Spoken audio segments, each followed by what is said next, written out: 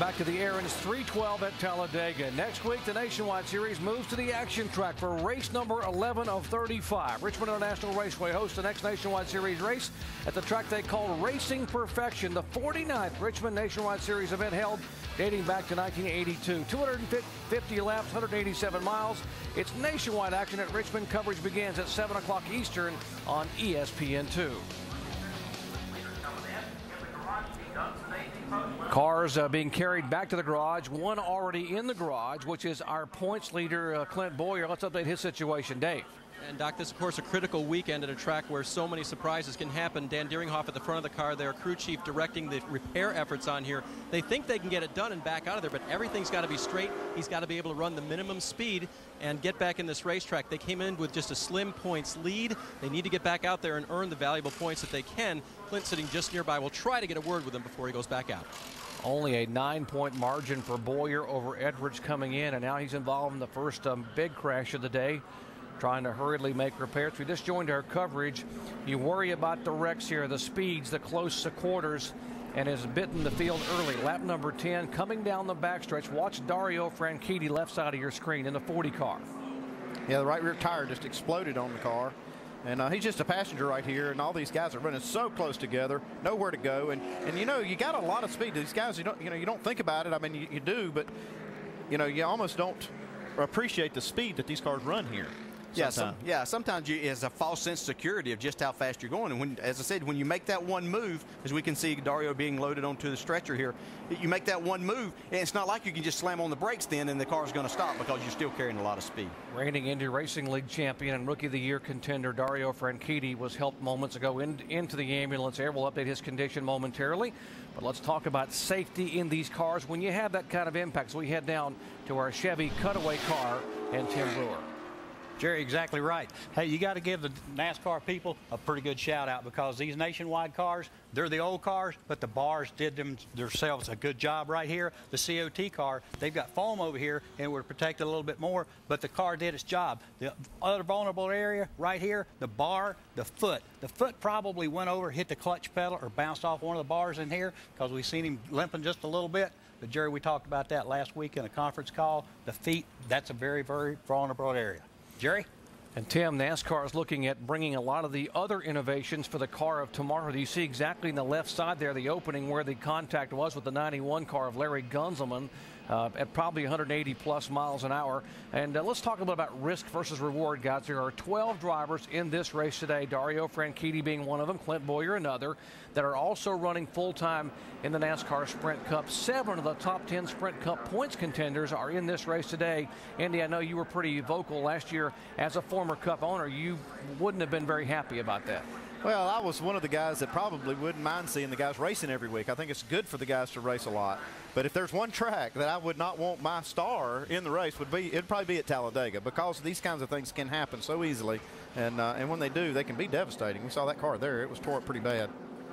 Well, we'll get DJ to answer in a moment. Let's check on the pit stop for Kyle Busch. Mike. And, Doc, a little bit of a fuel game being played by Jason Ratcliffe and the 18 team. They wanted to wait until there was one lap to go before they came down pit road. Kyle pretty happy with the race car. You did see him get out of line, but that's only because he wanted to get out of the mix and drop to the back of the field. 4 tires and a can of Sunoco race fuel. They have a little bit of a problem here, but it's not going to cost them, because they were going to pick up at the back of the field anyway.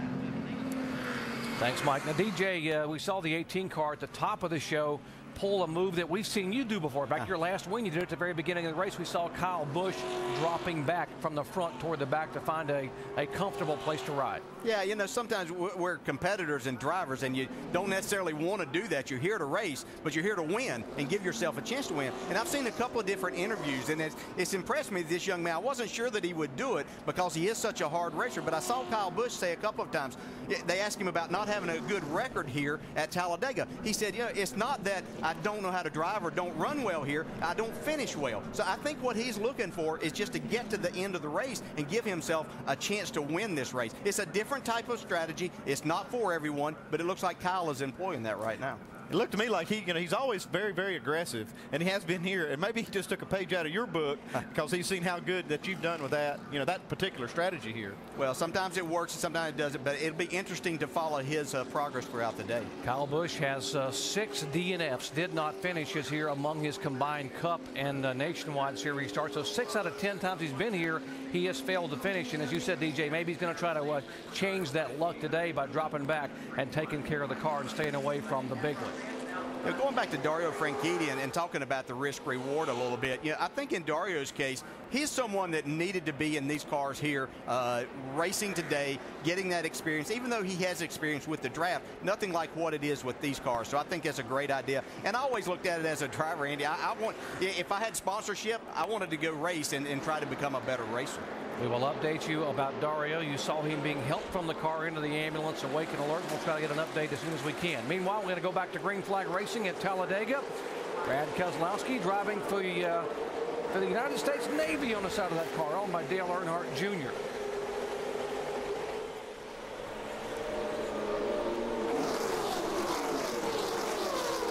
Lap 17 coming up to speed. Jason Leffler looking for the outside and trying to get some drafting help, and will get some from his teammate, Denny Hamlin. Those are team cars, by the way, the 38 and 32. I'm not sure how much patience we're going to see from these guys early on. As we know, weather is in the area, and I think they believe they need to get out front. They want to lead lap, get the bonus points, or just get themselves in a position to where they can make that pass or be right there as this race gets closer to halfway. I have to think that this weather is figuring in some of these guys' decisions. We saw that 18 car come down pit road to get some fuel right there. It's a last-minute thing, and maybe they're trying to open up a window that they think might be for rain, and they would be able to go a little longer than these guys. If you're watching at home and wondering why these drivers will go down to that yellow line and do not go below it, because NASCAR is pretty adamant about what you can and can't do on the bottom side of the racetrack here at Talladega. Yeah, not only are they adamant, it's a rule. You can't go below there. You can't even take a tire down below that yellow line and advance your position. If you do, you're going to have to come through for a pass-through penalty if you advance that position. So you might see somebody look down there, but if they know the rule and understand it, then they're not going to advance that position. And this is something that took place a few years ago, as we had a lot of times cars trying to make a pass at the end of the back straightaway or at the end of the front straightaway, and then you run out of racing room and just creates a big mess. That is one rule that is unique to Daytona and Talladega only. You can go below that line at any other racetrack we race at, but they do that here just for safety, because we were seeing some crazy moves that people were making below those lines. Top 6 cars were single file until a moment ago, and now it's a little team Toyota tactics there. Looks like Denny Hamlin wants to become one of the new leaders today. We've had 5 lead changes, 5 different leaders. Hamlin trying to get by Jason Leffler to take that spot away. It looked like the Denny Hamlin, that 32 car, had some momentum and didn't have anything to do with it. He had to find somewhere to go. That's perfect, Andy. You're exactly right. You get that momentum, you push that car to the front, he's sucking you up with him, and you have that momentum. All of a sudden, you want to fan out. You don't want to come out of the throttle just to sit there. You want to try to go, and now Denny finds himself on the outside looking for some drafting help, and he's got some pretty good help coming to him right now. So if they'll stay in line, they'll be back up at the front in probably a lap and a half. Denny Hamlin is there. Dale Earnhardt Jr. is there, as is Tony Stewart in that high line trying to draft back up there. Meanwhile, they scatter now again 3 wide. Folks, welcome to Talladega NASCAR style. Whoops, a little bit of contact in the back and another car in the wall. That is Scott Wimmer in the 29 car. He has got some contact. Now, caution's out. Looked like we saw him 5 wide back in the pack getting into turn 1, and that's never a recipe for success getting into that corner. Now, you know, when they repaved this racetrack, it made the whole racetrack so smooth, and these guys get that idea that you can just race anywhere because you can, but at some point in time, you're going to run out of a little bit of room, and we'll see exactly what happens to Scott here. He's in the 3rd car of 4 wide, and actually, as you said, Andy, they get 5 wide right here. Inside of the 66, right over in front. That's a tire. 41, yeah, tire had an issue with Wimmer. There was no contact whatsoever. We just assumed they got 5 wide and got together, but that was actually a tire that let go. Looks like the right front. And, you know, there again, it could be a situation that did he get into someone earlier with that right front and rub? Because these things are happening way too early for it to be a tire issue. This is something that's happening either from a rub or running over something on the racetrack. Yeah, we're only talking about 2 or 3 laps into a restart here. That's no way that would be a tire issue, like you say, with durability. But these guys, I've heard, are doing some crazy things with tire pressures, and you know, to try to go fast here, maybe that's causing some problems. Scott Wimmer told us Thursday this place has never been very good to him. In 4 previous starts here, his best finish is 28th back in 2002. He has 3 DNFs in 4 trips to Talladega. Lucky dog, well, it was lucky for one driver. Justin Ashburn out of Tennessee gets the free pass. He was the first driver a lap down, and he will get back on the lead lap courtesy of the Aaron's Lucky Dog free pass.